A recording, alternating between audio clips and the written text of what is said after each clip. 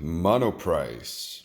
The Monoprice. And what do I mean by the Monoprice? I mean, these headphones really don't have a name. They're just called Monoprice Premium Hi-Fi DJ Style. So, very good description. Not entirely accurate, but good description. No name to these, so I'm just going to call them the Monoprice. The DJs. Monoprice DJs. I think that's a good nickname for these. So, what are they supposed to be, and what are they meant for? These, well, obviously they're DJ style. They're meant for monitoring and other situations like those where you kind of need to have either both ears covered and isolated very well by something that grips your head comfortably as you move around, or you might shake your head a bit, or where you need to have one ear uncovered so that you can listen to the sound of your own voice and control the volume while wearing the one on the other ear, and you can listen to that as well. So that's what this is for right there. Does it achieve that, or can you actually do that with these? We'll get to that in a bit. It's complicated, as with everything. Nothing is that simple. It's complicated. So the build on these, as you might expect for a headphone that's around 20 to 30 bucks tops with shipping, is pretty subpar. Or no, actually, I'd say it's on par with that. It's not terrible. It's just definitely not good. It's made entirely out of plastic, and the plastic feels kind of cheap, but that's what you're paying for. You're paying for a $20 to $30 headphone. That's what you're getting right there, as far as build quality goes. Now, as far as quality control goes, I don't know if you can see there, but there's some residue left from the glue that they used to put this together. And when I saw it, I just thought it was kind of strange. Maybe you can let me see it better on this side. Yeah, anyways, so there's glue right there, and you really won't touch it or anything, but, you look at the headphone, and, well, there's the glue, there's the residue. So that's, I guess, not necessarily a huge downside, but it's definitely not a pro as far as their quality control goes, The padding, I mean, there's a little bit of padding up here, and it's not too effective, but I'll get to that in the comfort section. The pads, they feel equally as, I guess basic or simple, but the comfort on these is surprising. This one's actually, well, we'll get to that. The cables that come with these comes with two cables. Comes with a 3.5 to 3.5 cable with an inline mic for portable use, which is, it's all right. It's a good cable. And it comes with a longer cable. I'm not exactly sure how long because someone else lent me these, and then they were like, "Oh yeah, I'll tell you the length when I get home tonight." That was last night. I'm still waiting. Point is, long cable comes with a 1/4-inch adapter, so you can use these on an amp or something like that. And it's replaceable. So plus side to that. And it's 3.5 millimeter, which means that it is relatively universal. You can just about use any aux cord or anything else you have to power these babies and connect them to whatever your source is. So that's a plus. Now, as far as the comfort goes, I was expecting to have low comfort in the ear pads and high comfort up here because these are, well, they have little padding, but they have some padding. It was quite the opposite. I would actually get a hot spot up here relatively quickly. I adjust and then everything's fine, but the hotspot came on pretty quickly, which was kind of surprising. Now, on the flip side of things, these pads they feel basic, they feel kind of cheapish, kind of simple, a little bit of padding. Despite that, though, the padding's actually quite comfortable. This is very comfortable. This is not very comfortable. So I thought that was pretty interesting. The clamp is present because, of course, with DJ style headphones, you want them to clamp your head so that they don't fall off as you move, as you look down to see some pages and stuff like that, or to adjust sound volumes, whatever. But at the same time, you don't want them to be too uncomfortable. So these manage to clamp very effectively. They clamp just enough to feel secure on your head and nothing else. That is it. So kudos on them for that. Kudos to them for that. That's a pretty good thing. Now, as far as amping goes, these require no amping whatsoever. You could power these off of a smartphone or power these off of an amp, and the benefit that you would get from doing so is so minute that honestly, it really isn't worth buying an amp just for these headphones.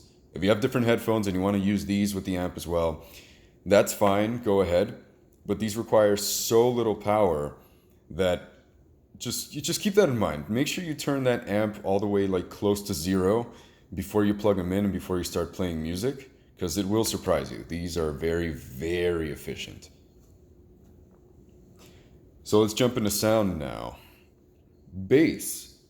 Bass is super deep and super huge. Giggity. It has surprising extension for a budget dynamic headphone. I mean, this actually shocked me. It goes deep. Like of course there's a roll off, but the roll off is just so far down that it is really surprising how deep the bass extends on this. Now keep in mind, it's not like super articulate and super detailed and stuff like that, but it's deep bass, like surprising amount of bass as far as the depth goes. Now, as far as the volume of bass, now you have a lot of bass here.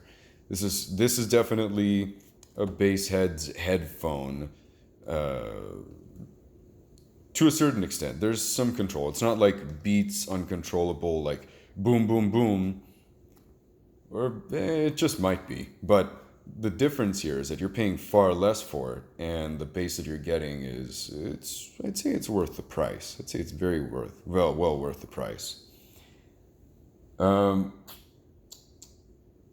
It is exaggerated, but I wouldn't exactly call this muddy. Generally speaking, yeah, it's probably like kind of muddy, but for the price, it is definitely not muddy. It's surprising. So it's great for EDM, but at the same time, it doesn't ruin acoustic music all that much. The bass doesn't get overpowering to where guitars and the cellos and the bass and stuff like that sound unrealistic per se. They do, but not that much. Mids and vocals. They are slightly forward, but they are not strident, which is definitely a plus side. Yeah, I wouldn't exactly call these the most forward, but I wouldn't call them the most laid back either. I would say exactly that. There is a slight peak in female vocals, just slight, but not enough to say, ow, the peak hurts. Wow, I'm just like massive references today. Yeah, the peak doesn't hurt. It's just, you can definitely hear the quote unquote shallowness of the voices, and then whoop, peak right there, and then it continues being shallow for like the higher end of the female vocals and other types of vocals. Cellos sound pretty, well, not pretty. They sound a tad muddy, but it's not the bass's fault here. I think the muddiness just comes from the fact that these are, well, they're a budget headphone. They're not going to have excellent control. They're not going to have excellent reproduction because it is what it is. You paid like few dollars for these, so few dollars performance is kind of what you get. So there's that. Now the treble here, and this one was the surprising part because these are supposed to be like DJ headphones that are supposed to be, you know, let you hear the nuances and the details in the sound frequency, the frequency response that are supposed to let you hear the details, right? Well, these are actually pretty dark for a closed-back headphone, honestly. They're not super dark, but what I'm saying is, in my experience, the majority of closed-back headphones I have heard that aren't like, you know, insanely ridiculously overpriced, or not overpriced, but just expensive, the majority that I have heard are kind of tailored for the mainstream community, which is kind of a V-shaped sound signature. These have the bass from that V-shaped sound signature, but not the treble. The treble is just like, it's really close to being gone, honestly. But they are kind of smooth and kind of relaxed there. So the plus side to these is that if you wanted to crank it up, the treble wouldn't really hurt you or fatigue your ears that much. I really didn't perceive a whole lot of air from these. The treble extension is kind of lacking, honestly. Like I said, it's not a terrible experience, it's just not a whole lot of air. So it's alright. Treble's meh. And the detail is decent for its price. It's okay. So, I'm going to get to the overall here. They're decent for their price. They're definitely one of the better closed-back headphones that I've heard at this price point, and they're definitely a good contender for, a budget pair of closed-back portable headphones at this price point. We're talking below $50. But I think these are good enough for casual music listening. Like, let's say you're on the go. Let's say you need a throwaway pair of headphones, right? By the way, my God, I forgot soundstage and imaging. Jesus. Yeah, pretty average on these. I'd say moderately wide for a closed-back headphone, especially at the price. And the imaging is, oh man, honestly, kind of lackluster. It's pretty basic. It's kind of like, here's your left side, here's your right side. Here are a couple of points where instruments can occur, where they can happen, but nothing else. I mean, there's not really a, very good tracking there, not very good representation of where instruments are exactly. Like, it's not terrible, it's just basic, to put it the best way possible I can. It's pretty basic. So, there's that. So, I'd say this is a great option for, let's say you're going to take a couple of long trips this year and you don't want to spend too much on something that'll isolate, right? Like, let's say you're all about open backs or all about earphones, not IEMs. You buy these, you take them on those couple of trips, and they cost you like $20-some, and they weren't the best sound you've ever heard, but they kept you busy and they kept you jamming without distractions. And they did their job for those couple of trips or something like that. Or you just straight up don't want to spend that much on a pair of headphones and you say, you know what, as long as it's closed back and as long as it doesn't sound terrible, I'll take it, whatever, man. I think these are a good choice. But if you have any more to spend on a closed back headphone, please spend more than this amount of money if you're willing to. And as far as mixing goes, as far as monitoring goes, I cannot say I recommend these. I think it's far too basic. I think if you want to be anything serious for mixing and mastering and other professional audio work like that, you're really going to have to invest in something that's a little pricier than this, at least approaching like the $80 mark at the very least. Like some Sony MDR V6s or 7506s or Audio-Technica M40H, and we'll get to that, by the way, but something along those lines. So keep that in mind.